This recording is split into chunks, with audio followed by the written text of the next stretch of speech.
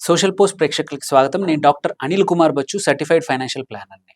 మనము ఈ మధ్యలో ఏంటంటే ఐటీ ఎంప్లాయీస్‌కి ఎస్పెషల్లీ లే ఆఫ్స్ అని చాలా వింటా ఉన్నాము. చాలా మందికి భయం పట్టుకుంది. ఎగ్జాంపుల్ టీసీఎస్ ఒక 12,000 ఉద్యోగాలు తీసేయబోతున్నాం. అది కూడా మిడ్ టు సీనియర్ ఎంప్లాయీస్ లెవెల్‌లో తీసేస్తున్నామని భయపడతా ఉన్నారు. ఆ భయం అనేది సెక్టార్‌లో ఉన్న వేరే కంపెనీస్‌లో కూడా అందరికీ భయం ఉంది.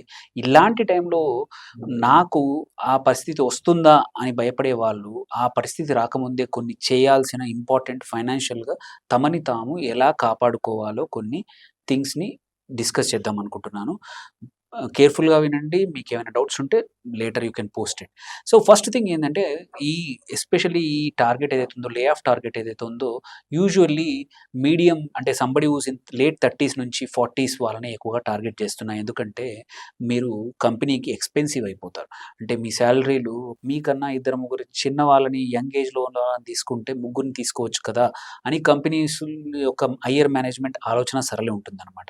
అది మంచా చెడా అని పక్కన పెడితే యాస్ ఎ ఎంప్లాయీగా మీరు ఆ సిట్యుయేషన్‌లో ఉంటే నేను ఎలా బయటపడాలి? నేను ఎలా నా కెరియర్‌ని, నా ఫ్యామిలీని ఎలా నేను కాపాడుకోవాలి, పోషించుకోవాలి? ఎలా నా ఫైనాన్షియల్ టార్గెట్సే గానియండి, నా గోల్స్ ఫర్ మై ఫ్యామిలీ గానియండి, ఎలా సెక్యూర్ చేసుకోవాలి అట్లాంటి టైంలో అనేది ప్రతి ఒక్కరికి వచ్చే ఆలోచన. ఆ ఆలోచనలో భాగానే నేను ఒక స్ట్రాంగ్ ప్లాన్ ఒకటి ఏం చేసుకుంటే బెటరో నేనొక ప్లాన్ చెప్తాను. ఫస్ట్ థింగ్ కంపల్సరీ ఒకటేంటంటే మాత్రం నో బ్రెయినర్ అంటే వితౌట్ ఎనీ ఆలోచన కంపల్సరీ చేయాల్సిందేంటంటే మాత్రం ఎమర్జెన్సీ ఫండ్‌ని పెంచుకోవాలి. మీరు ఒక 12 నెలలకు సరిపడా అంటే ఒక సంవత్సరానికి సరిపడా మీ ఎక్స్‌పెన్సెస్ ఏంటి రెంట్సే గానియండి, గ్రోసరీసే కానియండి, కరెంట్ బిల్లే గానియండి, ఈఎంఐసే గానియండి అండ్ ఈవెన్ నెట్‌ఫ్లిక్స్ ఇట్లాంటివి కూడా అన్నిటికి సరిపడా డబ్బుల్ని 12 నెలలకు సరిపడా డబ్బుల్ని ముందే సేవ్ చేసుకొని పెట్టుకోండి. ఇది వెరీ ఇంపార్టెంట్. ఇది ఉంది అంటే కొంచెం ధైర్యం వస్తుంది. మళ్ళీ జాబ్ మార్కెట్‌కెళ్ళి వెదికే టైం లోపల 12 నెలల్లో ఉద్యోగం వచ్చే లోపల మన దగ్గర డబ్బులు సరిపడా ఉంటాయి. రేపెలా అనే భయం ఉండదు. నెక్స్ట్ దీనికోసం వెరీ సింపుల్ మనం చేయాల్సిందేంటంటే చేతిలో డబ్బులు అవసరం లేదు. దీన్ని బ్యాంక్ అకౌంట్‌లో ఎఫ్‌డీలో గానియండి, ఒక లిక్విడ్ మ్యూచువల్ ఫండ్‌లో గానియండి, చిన్న చిన్నగా పెట్టేసుకోండి. ఇంతకుముందున్న ఉంటే పర్లేదు. లేకపోతే ఇప్పటి నుంచి బిల్డ్ చేసుకోండి. మీకు ఈవెన్ మీకు ఈ లే ఆఫ్ అనేది మీకు తగలచ్చు, తగలకపోవచ్చు. బట్ ఇప్పటి నుంచి కాపాడుకుంటే ఏందంటే, ఆ సిట్యుయేషన్ వచ్చినప్పుడు ధైర్యంగా ఎదుర్కోవడానికి మీకు టైం గానీ, ఎనర్జీ కానీ ఉంటుంది. If you have financially you are stronger అనమాట. సో, అందుకే మీరు కాలిక్యులేట్ చేసుకొనియండి. ఇప్పటి నుంచి సేవింగ్స్ పెంచుకొని 12 నెలలకు సరిపడా పెంచండి. అట్లాగే ఏవైనా బోనస్ ఇప్పటి నుంచి వచ్చిన టాక్స్ రిఫండ్ వచ్చే టైం ఇది ఎస్పెషల్లీ. టాక్స్ రిఫండ్స్ వచ్చినా సరే వాటిని తొందరపడి ఖర్చు పెట్టకండి. ఖర్చు పెట్టకుండా ఎమర్జెన్సీ సేవింగ్స్‌ని పెంచడానికి ఎక్కడైనా సేవ్ చేయండి. Ideally could be liquid mutual funds అయ్యుండొచ్చు, ఎఫ్‌డీస్ అయ్యుండొచ్చు, బ్యాంక్‌లో అయ్యుండొచ్చు. ఏదైనా సరే మీ ఇష్టం. ఏదో ఒక రకమైన లిక్విడ్ దాంట్లో పెట్టుకోండి. దెన్ తర్వాత ఇంపార్టెంట్ ఏందంటే this is the good time. ఇట్లాంటి భయంలో ఉన్నప్పుడే మనం యాక్ట్ చేస్తాం కాబట్టి, ఆ యాక్ట్ ఏం చేయాలంటే మన ఫైనాన్షియల్స్‌ని ఒకసారి రివ్యూ చేసుకోవడం, ఆడిట్ చేసుకోవడం. నాకెక్కడెక్కడ అసెట్స్ ఉన్నాయి? ఏం అసెట్స్ ఉన్నాయి? సేవింగ్స్ ఏమున్నాయి? ఇన్వెస్ట్‌మెంట్స్ ఏమున్నాయి? ప్రాపర్టీస్ ఎక్కడున్నాయి? గోల్డ్ ఎక్కడుంది? నాకేమైనా వంశపారంపర్యంగా ఏమైనా ఆస్తులొస్తున్నాయా? వాటి పరిస్థితి ఏంటి? అండ్ సైమల్టేనియస్‌లీ వచ్చేవే కాదు, ఉన్నవే కాదు, కట్టాల్సినయి ఏంటి బాధ్యత? లయబిలిటీస్ ఏంటో చూడండి.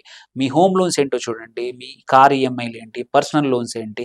క్రెడిట్ కార్డ్ మీద అప్పులు గాని, పర్సనల్‌గా వేరే వాళ్ళ దగ్గర తీసుకున్న అప్పులు, వాటిని కూడా కన్సాలిడేట్ చేసుకోండి. కన్సాలిడేట్ చేసుకొని సైమల్టేనియస్ నిజంగానే ఉద్యోగం పోతే జనరల్‌గా కంపెనీ సివరెన్స్ ప్యాకేజ్ ఇస్తాయి. అలాంటి ఇచ్చినప్పుడు కూడా మన ఎమర్జెన్సీ ఖర్చుల కోసం వాటిని మనం వాడుకోవచ్చు. సో, ఈ టైమే ఏంటంటే మనము ఇంతకుముందు లోన్స్ అన్ని ఇవాల్యుయేట్ చేసినప్పుడు ఏవైనా హై ఇంట్రెస్ట్ డెట్స్ ఏవైనా ఉంటే అప్పులు ఇంట్రెస్ట్ రేట్ ఎక్కువున్న క్రెడిట్ కార్డ్ అప్పులు గాని, ప్రైవేట్ అప్పులు ఏవైనా ఉంటే వాటిని ఎలా సాల్వ్ చేసి తొందరగా తగ్గించుకోవచ్చా అనేది చూసుకోవాల్సిన సమయం కూడా ఇట్లాంటి టైమే అనమాట. ఇదయ్యాక ఒక్కసారి ఇవన్నీ రివ్యూ అయిపోయినాక సో, మీ ఇన్స్యూరెన్సెస్ ఎస్పెషల్లీ ఇంపార్టెంట్ ఏందంటే హెల్త్ ఇన్స్యూరెన్స్ అందరూ కూడా కంపెనీది ఉంది కదా! అనే ఒక ధీమాతో సొంతంగా చేసుకోరు 40స్, 50స్ వరకి. బట్ ఒక్కసారి ఉద్యోగం పోతే చాలా ఇబ్బందులొస్తాయి. అందుకే ఉద్యోగం ఉన్నప్పుడే మంచిగా ఒక హెల్త్ ఇన్స్యూరెన్స్ ఇండివిడ్యువల్‌గా ఫ్యామిలీకి సరిపడా కవర్ ఉండేట్టు తీసుకోవడం చాలా ఇంపార్టెంట్. అది ఇప్పుడు చేయండి. టర్మ్ లైఫ్ ఇన్స్యూరెన్స్ లేకపోతే it is good time to take it. మీకు సరిపడా కావాలంటే తీసుకోండి. లేదంటే ఇంకా పెంచుకోండి. సెకండ్ పాలిసీ సరిపోతూ అనిపిస్తే. ఎందుకంటే చాలామంది ఎర్లీ 20స్‌లో, మిడ్ 20స్‌లో తీసుకొని మళ్ళీ మర్చిపోతారు. ఒక రూ. 1,00,00,000 ఇవ్వాళ యూఆర్ ఆల్రెడీ 40+లో ఉండి పిల్లలు ఒక స్టేజ్‌లో ఉండి లోన్స్ ఉంటే రూ. 1,00,00,000 ఏవి సరిపోవు. ఇప్పటికి సరిపడా ఒక టర్మ్ లైఫ్ తీసుకోండి. దీంతో then most importantly once you do this మీ బడ్జెట్‌లో కొంచెం అనవసరమైన ఖర్చులు ఒకసారి రివ్యూ చేసుకొని, అనవసరమైన ఖర్చుల్ని తగ్గించుకోండి. దట్ ఎంత ఖర్చు తగ్గిస్తున్నామో that can be added to savings, investments పెంచుకోవచ్చు.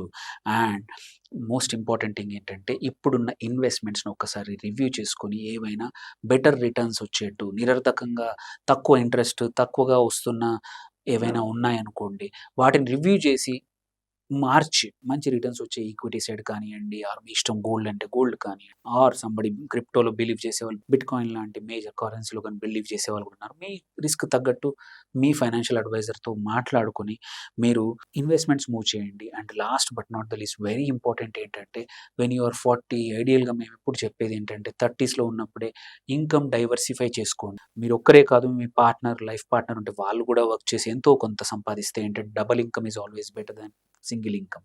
Second, any other income sources ఏవైనా ఉన్నాయా? రెంటల్స్ కావచ్చు, రెగ్యులర్ ఇన్‌కమ్ వచ్చే ఇన్వెస్ట్‌మెంట్స్ కావచ్చు, ఆర్ సైడ్ గిగ్స్ కావచ్చు, ఆర్ కన్సల్టింగ్ కావచ్చు, ఎటువంటివైనా సరే ఇట్లాంటి సైడ్ హజిల్స్ ఏమైనా చేయొచ్చా? ఆర్ ఇంకా ఏవైనా ఆపర్చునిటీస్ ఏదైనా కొత్త బిజినెస్ పెట్టడానికి పాసివ్‌గా కూర్చొని ఆ బిజినెస్ రన్ చేయడానికి కానీ, ఫైనాన్సింగ్ గాని ఏదైనా అడిషనల్ ఇన్‌కమ్ జనరేట్ చేసే అవకాశాలున్నాయి చూసుకొని స్లోగా చేసుకుంటే ఏంటంటే ఇట్లాంటి ఏమైనా ఇబ్బందులొచ్చినా ఇమ్మీడియేట్‌గా ప్రెషర్ లేకుండా తట్టుకోవడానికి ఒక అవకాశాలుంటాయి. మీరు if you are in this situation మీ ఫైనాన్షియల్ అడ్వైజర్‌తో మాట్లాడండి. ఇప్పటి నుంచే మీకు లే ఆఫ్ రాకముందే అట్లాంటివి వచ్చినా సరే నేను లే ఆఫ్ ప్రూఫ్ అయితాను. రాక్ సాలిడ్‌గా ఇట్లాంటి ఇబ్బందులు వెతుక్కొని మళ్ళీ నేను బౌన్స్ బ్యాక్ అయితాను. కావాల్సిన స్కిల్స్ అప్‌గ్రేడ్ చేసుకొని మళ్ళీ మార్కెట్‌లోకెళ్ళి మళ్ళీ ఇంకా ఎక్కువ సాలరీతో మళ్ళీ డిమాండ్‌తో మళ్ళీ జాబ్ తెచ్చుకుంటాను అని ధైర్యంగా ఎదుర్కోవచ్చనమాట. సో, భయపడాల్సిన అవసరం లేదు. ప్రతిదానికి ఒక సొల్యూషన్ ఉంటుంది. ఆ సొల్యూషన్ కోసం ఇప్పటి నుంచే ఫైనాన్షియల్లీ స్ట్రాంగ్‌గా ఉంటే ఏంటంటే మైండ్ ఫ్రీగా ఉంటుంది. ఎటువంటి ఇబ్బందులొచ్చినా ధైర్యంగా ఎదుర్కొంటామనమాట. ఏమైనా ఉంటే కామెంట్స్, క్వెషన్స్ ఏమైనా ఉంటే post it. Will get back to you. Thank you for watching. Signing off doctor Anil Kumar Bachu.